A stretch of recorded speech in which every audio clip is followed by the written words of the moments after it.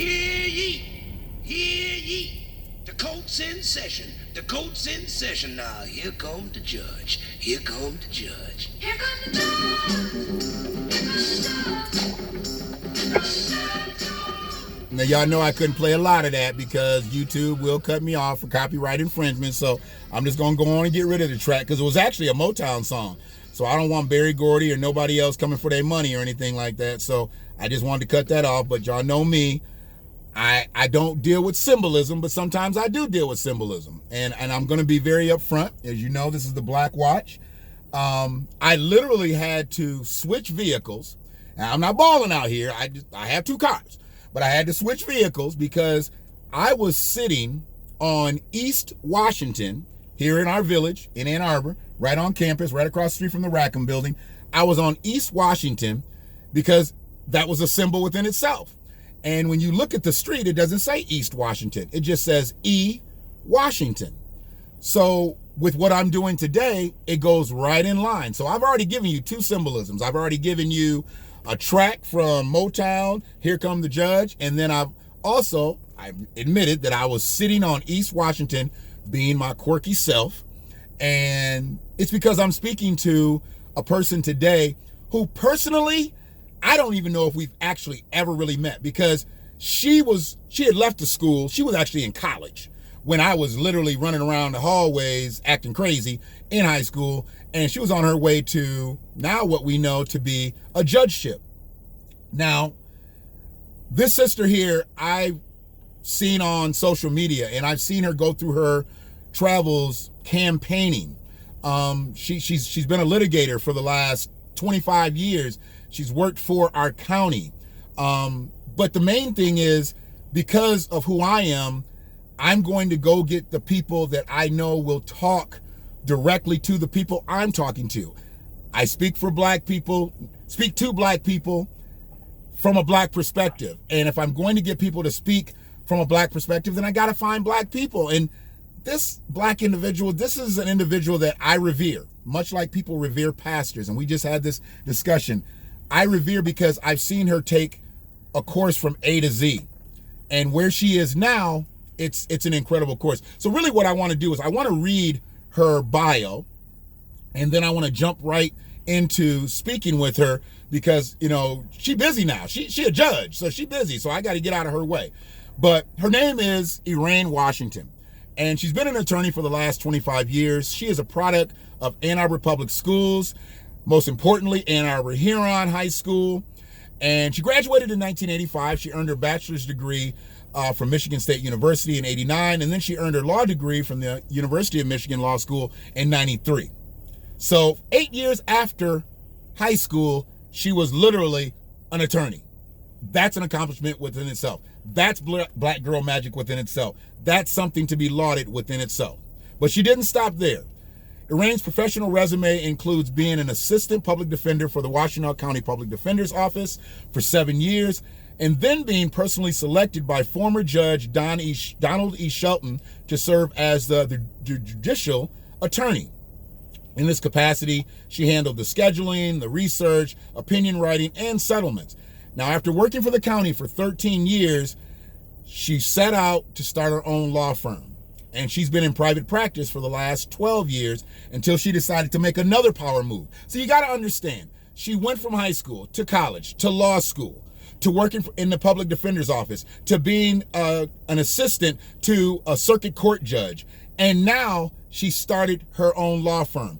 But that wasn't enough. And for me, some people get satisfied with a career. Working for the public defender's office could have easily been a career. Working for the circuit court could have easily been a career. She could have bounced around and picked up different county jobs, and that could have easily been a career. She could have went off and had a successful law firm for the rest of her life. That could have been a career. But she chose to take that next step, and she put everything on the line to run for judge, and she got elected. And once again, to me, that's black girl magic. There's a lot of things that people say is black girl magic I don't always agree with, but I think this is black girl magic. So putting it on the line to me means that she didn't settle for what she earned. She wanted more. She didn't settle. She wanted more. And now she's gotten to the point where sitting on the bench, looking out at the attorneys versus being the attorney that's looking at the judge, that's the ultimate power move. And we'll talk to her a little bit more about if there's something else after where she's at. But she's actually already on the line. And I want to be the first to say, well, I'm sure I'm not the first to say, but I want to say congratulations, Your Honor. And everybody, this is Erane, Washington. Hey, y'all. How y'all doing? So, first of all, I just want to say thank you for having me. And I'm going to tell you, just like I tell everybody else, I'm only Your Honor when I'm on the bench, and you're before me. Other than that, I'm just plain Erane. That's what I'll always be, just plain Erane. So, thank you. Thank you for having me, and thank you for the congratulations. And I'm just ecstatic about this opportunity, and just ready to put in the work to try to make that difference for people, because that's why I ran. All right, well, I ain't never gonna call you plain Erane, but I'll do what you tell me to do. If I call you Your Honor in public and you be like, hey, I told you plain Erane, I'm gonna call you plain Erane. But you are so far from plain, but we will go deeper with the questions, because I really want to jump right into it. Because I think first and foremost, you know, I've appreciated the support you've shown me on my platform. I spill my delivery from a black man's perspective, being from this area in Washtenaw County, and that's never going to be the same as any other black man from any other area, because you know that this is a very unique area that we grew up in, and we have the uniqueness about us being from Ann Arbor, being from Washtenaw County, even just being from Michigan. And I appreciate you taking the opportunity, because you've obviously seen a few of my clips and you've heard a few of my rants, and to say yes and take a chance, I appreciate that. So from one brother to a sister, I appreciate that, plain Erane. But you know, that's where I'm at. But you know, I felt something during your campaign, and I know you felt it. And there was a little bit of pushback from people that particularly didn't want you to be the next 14B district court judge. And I don't know if they had it as a personal thing or if it was purely political. But I felt the need to leave a personal clip, you know, to clap back at that, because for one, you're never going to terrorize my sisters on my watch. I just feel the way I feel about black women. I mean, I look at my great grandmothers, I look at my grandmothers, and I look at my mother, and I say, look, if they're sitting there looking down on me and they allow me to allow another black woman to be brutalized in my presence, somebody waking up and they coming to get me. So I gotta say something anytime that I feel that black women are put in a disparaging situation. And when I saw your signs being bent over and your signs disappearing on the campaign trail, I just felt the need to be protective of my sister, because I don't have anything else in this world other than just to be me. I'm Shannon all day long. Everybody knows that. But one thing that I'm not is I'm not going to run away when I see somebody brutalizing my people. And I felt that that was a way to intimidate you, to possibly minimize or compartmentalize what you were doing out there. And you were literally just trying to run a straight campaign by putting your signs in strategic places that other people had their signs, and then they started to disappear. They started to get bent up. They started to get tore up. And I became like this sign vigilante the last couple of weeks of the campaign, because I was looking, I'm like, that sign better be there tomorrow when I come back. I'm gonna have problems. So I just wanted to say that you ventured into a territory that, hey, you're only the third black woman judge in history in Washtenaw County. And we've experienced so many firsts, obviously, in our lifetime, but to be the third in the first since 1994, it's a big deal. It's a big deal to me. It's a big deal to black Americans. And I know it's a big deal to you. What was your biggest obstacle becoming a judge as a black woman? So I'm going to get to that answer, but I want to go back just a little bit, because you made me a little emotional, and I just want to acknowledge that. Okay. And it also acknowledge why I gave you the first opportunity, because you're the first person I talked to. Wow. In any broadcast, Zoom capacity, although others have asked. Okay. And the reason you are the first person is because when my signs were bent over, when my signs were being taken, when the intimidation began, you were the person that stepped up and spoke up about the fact that you weren't going to tolerate this. No. You definitely came to my defense, and I'm definitely very appreciative of that. And I would have come on anyway. You may not have been the first, but I would have come on anyway. But I gave you that level of respect because of how you came to my defense.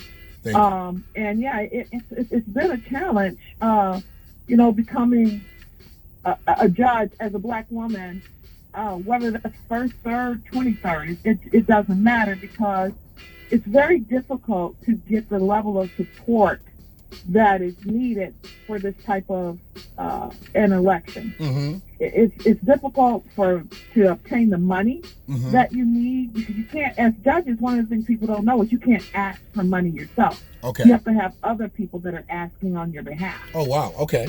And so, yeah, so you have to find people who are willing to step out there for you like that. And then you got to find the people who are willing to give to you. And it costs a lot of money to run an election. Right. And so that's been one of the major challenges. Okay. And then, this isn't my first go round at this trying to become. Persistence has paid off for me, as some people have said, right, when they called to congratulate me. And so I can tell you, based on my first run, one of the other major issues was making the connections with the people who you need the support from in general, getting endorsements, getting people to push your name out there, getting people to say that they believe in you. Because for whatever reason, as a society, whether we're Black, white, Asian, it doesn't matter, we rely on other people to say this is a good person. Right. And we specifically rely on those we've elected in the past to say whether or not they believe in that person. Right. And so it's been very challenging for Black women and women in general to have that type of endorsement, because, as we, no disrespect to them, but white men have controlled this platform. They control the political arena, less more than, when it comes to a judgeship. It's, right, that's considered a higher standard. And right, so as a result, it's been very challenging for women to get in that space. And for me specifically as a Black woman, it's been even more difficult because it's about relationships. right. It's the relationships that people have with other people. And, there's so many people who are like, oh, I'm sorry, my friend Johnny's running, and I've been knowing Johnny for 35 years. Well, there's no way I could have known you because I wasn't allowed in the space that Johnny was in with you. So how could we have had that relationship? Right. So it's about getting in those spaces so that you can make those connections and have those relationships with people. That it has been extremely challenging. And so that's why I think it's taken as long as it's taken. Okay. For this to happen for another person of color, whether, I'm a woman or a man. It's right, making those connections and getting into that space. Okay. And that shows right there your consistency, your perseverance. And that's what I really want people to start to look at. When what you've done, you went from this village here, and you went to college, and you became an attorney, and as you said, you've encountered so many different challenges, and it's not so much because you weren't good enough. We weren't in this space. We weren't even allowed in this space before, and that's crazy that we have to overcome. It's gotta look different to be different for a lot of people, and we use this term a lot, but you've colored the box. And you've been the first to be, that person of color in the box. I don't particularly use that term, but I understand why you use it and why it's necessary, because there weren't people of color in this space 30, 40 years ago. If you looked at a judge and you very rarely saw a woman judge, but if you would only see men judges, and they would generally be elderly white men. You didn't see a lot of younger white men. It was an elevation point. So to see someone who looks like us, who's our age, our demographic, sitting on the bench, it does show that we've come a long way. even though we have a long way still to go, it shows that it's possible. And that's what I want to show other people, that it's possible. Yes, I mean, it's not a 1 in a million chance. It's not a 1 in 100,000 chance. You've got to put in that same work, you know, and I know some people like to take online courses and they like to do this and they like to do that. You did it straight freight. You went from one set of classrooms in East Lansing to another set of classrooms in Ann Arbor, and you did it. Some people never step foot in a classroom and they just do online courses and they become an attorney. They get a bachelor's degree and then they get a law degree. That real experience of being in that classroom and interacting with people they miss, and then they end up being, excuse my French, you know I cuss anyway, they end up being a shitty attorney because they don't really have that experience. They don't have that role playing and all the things that you do. Not that I went to anybody's law school, but I've watched a lot of law shows. You know, I know that there's a lot of experience. There's a lot of experience you gain by building the rapport with different people, by interacting with humans and not just doing everything through a computer.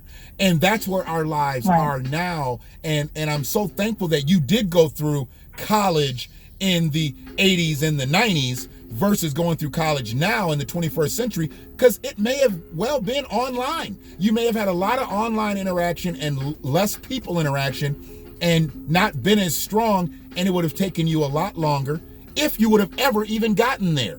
Because that's another thing. You don't get there if you don't have those relationships and things like that. So that is an awesome answer. Now, I was little. And I want to add one more thing for you. Sure. Just to correct something that you said. Sure. I did not go because I want to make this real life for everybody. I'm back. I'm back. To see things Yes. as, yeah.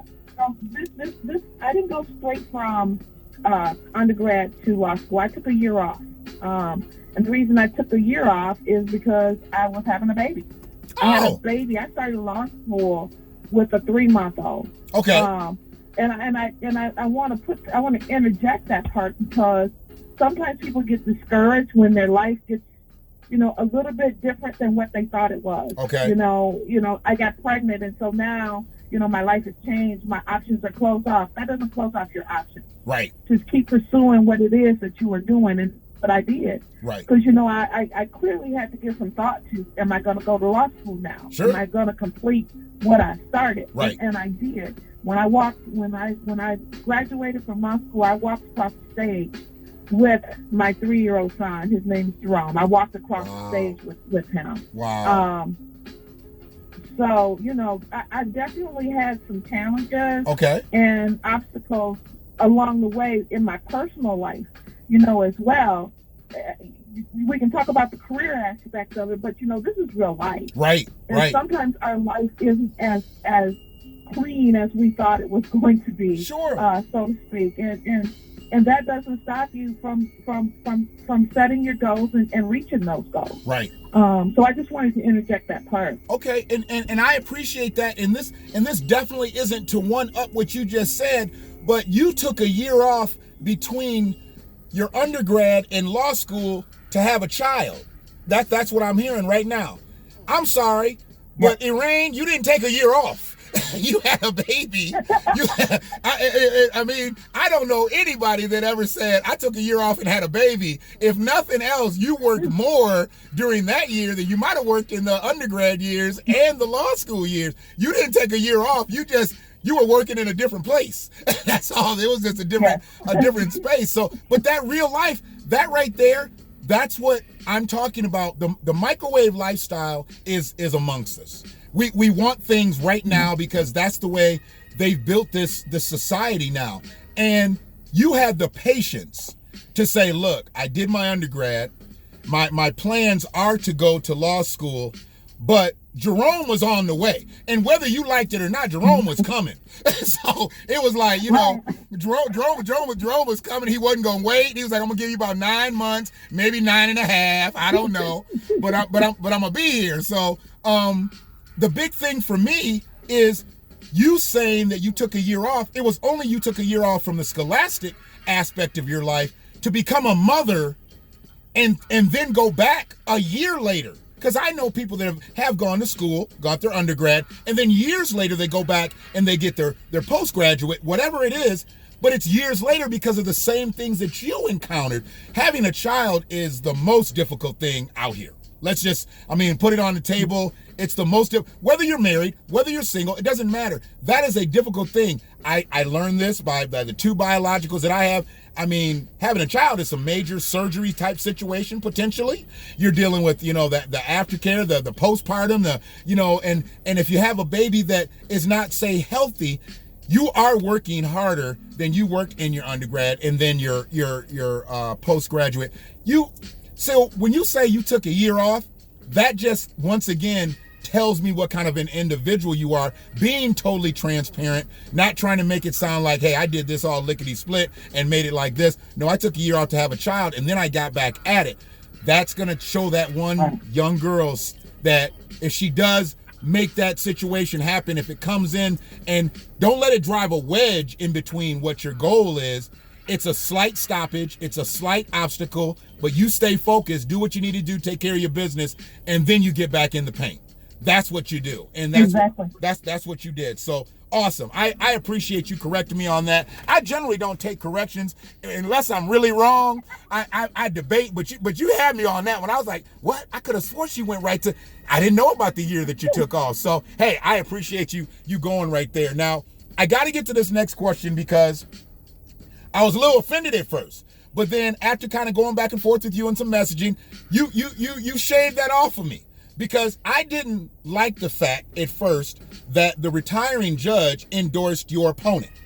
I didn't think ethically it was something that should be done, because it automatically seems like it gives that person the inside track. If you got the guy who's warming up the seat now, basically he's endorsing it, so he's going to keep it warm for the next guy, I think that puts you in a position of opposition. I know it's your opponent, but it also now I've not only got to go out here and oppose this gentleman, but now the man who's sitting in the seat, he don't like me. And that's the way I took it. You might have not took it that way, but that's the way I thought. I'm like, why don't he like Erane? She got experience. She's got impeccable credentials. Why he go endorse somebody else? But you calmed me down on that, because I did some homework on your opponent. And I know, okay, he did this and he did that and she did this, she did that.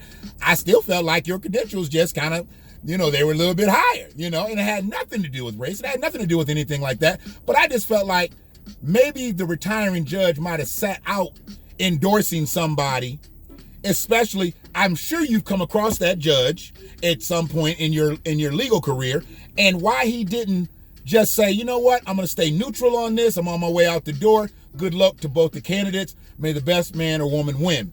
So how did that affect your campaign strategy? Like with the retiring judge basically saying, hey, this is my guy. He's running against Erane Washington, but this is my guy, kind of on the way out the door. How did that affect the way you campaigned around his endorsement of your opponent? So first of all, I had anticipated that from the very beginning. Oh, wow. Okay. He's the magistrate to Judge Pope. Okay. So what that means, a magistrate is someone that you actually pick. So I get to pick my magistrate. Oh, wow. That's going to work for me. Okay. So he had worked for Judge Pope for 12 years. So in my mind, he was going to endorse the person that he's been endorsing for the past 12 years, so to speak. Sure. So I knew that.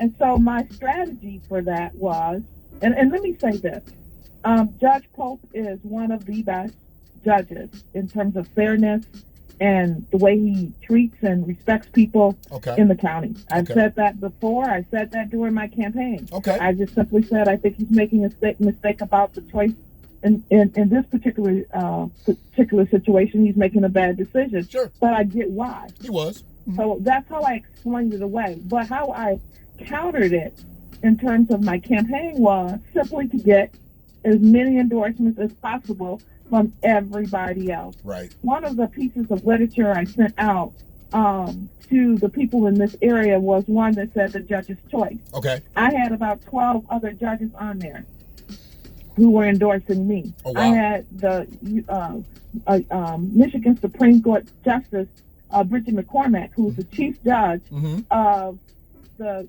Court of Michigan. She was on our ballot just recently. Okay. So once you got the top judge in the state of Michigan, anybody else sort of pales in comparison to that anyway. This is true.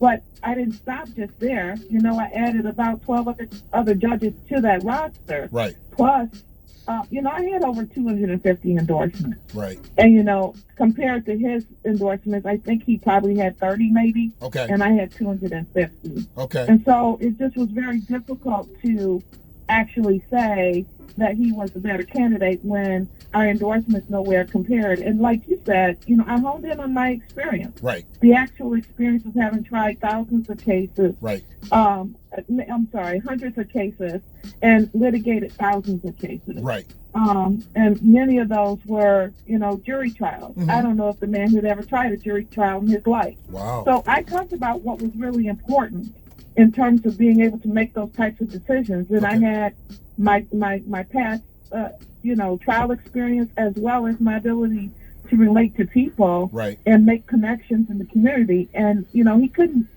touch that piece. Right. And so that's why I think the people saw through that one endorsement and saw the reality of what I gave them in terms of a real possibility. Okay. So that's how I countered it. Okay. And you know, and I prayed a lot. Right. I mean, you to me, that right there, once again, it shows that you didn't settle, because that could have easily been a disabling factor to have the person who's already sitting in the seat go endorse your opponent. And if people could have felt, what do they say, some kind of way about it, and it could have distracted you from your mission, because your mission is to become the judge. Your mission is not just to fight this person you're opposing. Your mission is to become the judge. And people lose focus. They take their eye off the prize, and they get the cat fighting over here with this person, not realizing that you're diminishing who you are in the process, uplifting them, elevating them in the process, because they're not doing any of that. They've already got that endorsement from said retiring judge, and probably felt like that might have been good enough. For you to go out and get 250 endorsements to his 30 some odd endorsements, right there just lets me know you were in the paint. You didn't just rely on one single endorsement. You didn't even rely on the highest endorsement in the state. You continued to go get more and more. You stayed in the street. You stayed in the community. And I'll be honest with you too. I had a person inbox me, and because they see me speak. You know, I used to put a lot of videos in one of our Facebook pages out here, and I catch a lot of heat for the way I talk about some things. And they hit me up and they said, you know, why do you support her? You know, I haven't really seen her out here in the community all these years, this, that, and the other. And one thing that I don't do, we might not even be in cahoots. We might not even have a true rapport. But one thing that I don't do is I don't let somebody else bring something to me and have me try to cast an opinion about a third party just because they're looking for either a soundbite or they're looking for me to put something in text, you know, so they can go move that and move their mission. Because I had nothing against you. I personally, like I said, I don't even know if we have specifically met in life. But because you're who you are and I who I am, I'm your brother, you're my sister. So my first thing that I got to do for you is to protect you. And I'm going to protect you from the devilish behavior out here. And she brought that behavior to me. She left one of them inboxes where I had to keep scrolling, where I had to just keep scrolling. And I said, you know what? I'm going to have to come back and read this another time. And basically what it was, she wanted me to say something negative about you because she hadn't seen you putting in the work. But see, she wasn't going to see you putting in the work. The people that you got to endorse you on that higher end level, on that judicial level, she wouldn't have known anyway.